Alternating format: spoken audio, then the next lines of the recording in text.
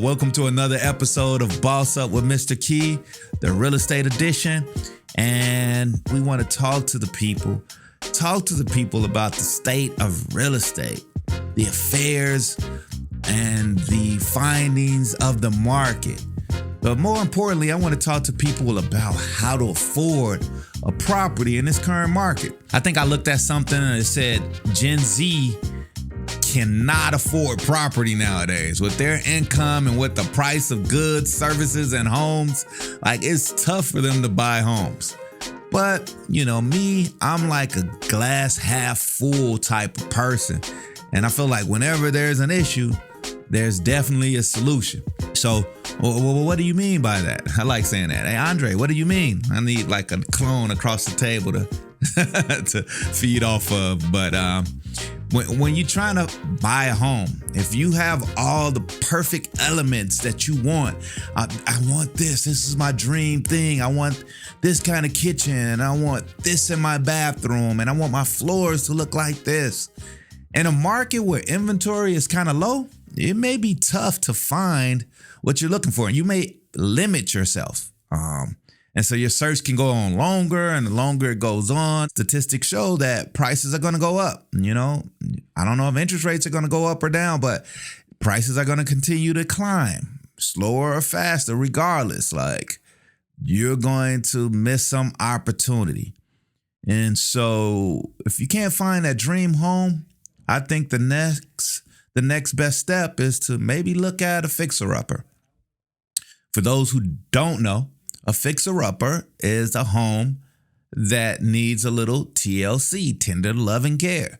Maybe some updates, maybe some paint, maybe some new floorings, maybe just some landscaping. But these are properties that are on the market and are a little subpar. So what does that do for you as a buyer? Well, it makes it a little less expensive to try to get in these homes. You may have negotiating power with these sellers. They may have been sitting on the market. Chances are, if they've been sitting on the market for a while, like, they are super high price. And some of them price them so low that they get multiple offers, but they don't get quite where they think they're going to get. So, I mean, again, look at some fixer-uppers. They may be better suited for your budget. But again, you need a pro agent that'll help you. And when I say fixer-uppers, there's a difference between a total rehab. Like, you don't want to walk into a house that is a total gut job. You want a house that maybe just needs updates and has strong bones, but maybe they haven't changed things since the 80s. You know, something that's a total gut job, as a person that is going to live in this home as their homestead, where are you going to live when you're doing the work? Are you going to sleep? Like, you need a functioning bathroom. You may need a functioning kitchen. You need a bedroom. You need something that you could rest your head. And if you have family, children, like, that's even tougher.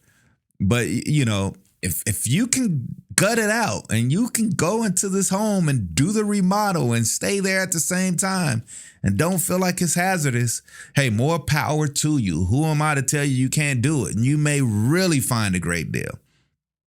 But I'm talking about something a little lighter, right? So the reason you want to have a good agent is, as an agent, a great agent, a pro agent that looks at multiple homes, they can give you an overall view when you walk in of like, yeah, those cabinets are old, this is that, these need to be done, like, but the bones are strong. Also, that professional agent can help recommend a great inspector.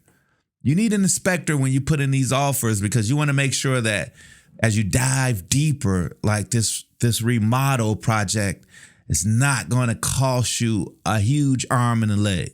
Again, a pro agent can kind of give you tiers of, just based off experiences and looking at homes.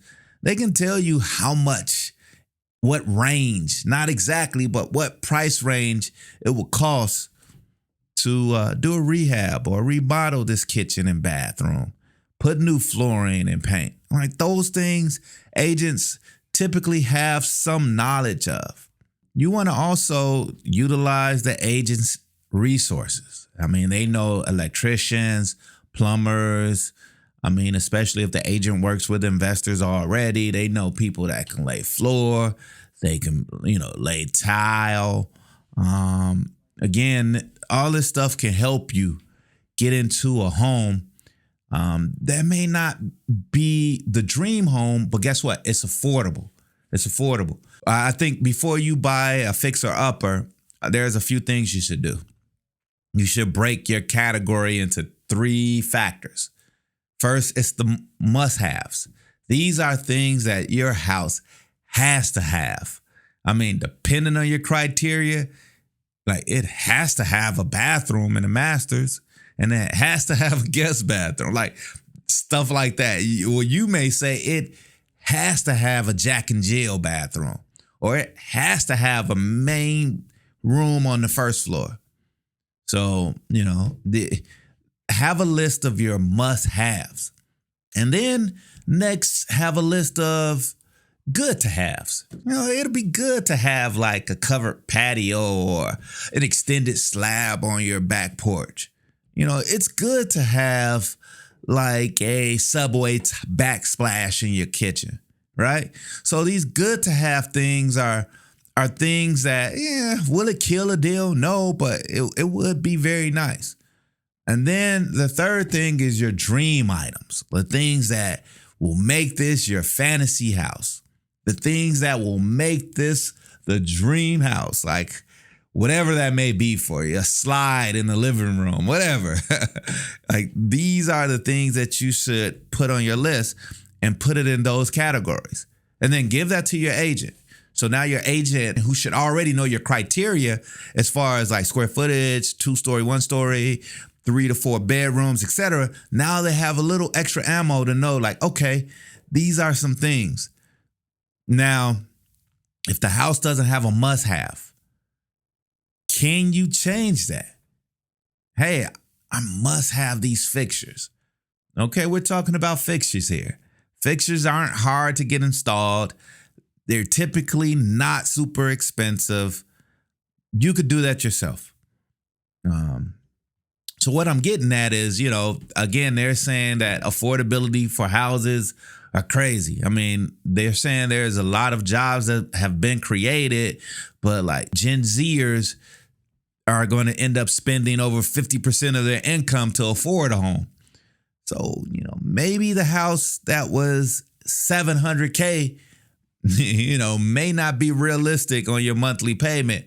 But if you get that $500K home and you can put a little work into it, maybe put a little less of a down payment, put a little work into it, you can turn things that seem undesirable into more desirable. You can take a diamond in the rough, polish it up, and make it your very own diamond. You can customize your bathroom and your kitchen to get as close as your dream home as possible. And just know that it's never, I shouldn't say never, but statistics show that it's hardly ever your forever home. Another reason to have a pro agent is because that agent can recommend some of the updates that you want to make, recommend what areas to put and invest your money so that you can maximize your return when it's time to sell the property. So again, they say you can't afford.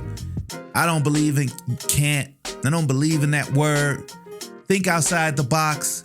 Look at some of these fixer-uppers. Find out if it's right for you. That's my gem for today. My diamond in the rough. Scrub it off.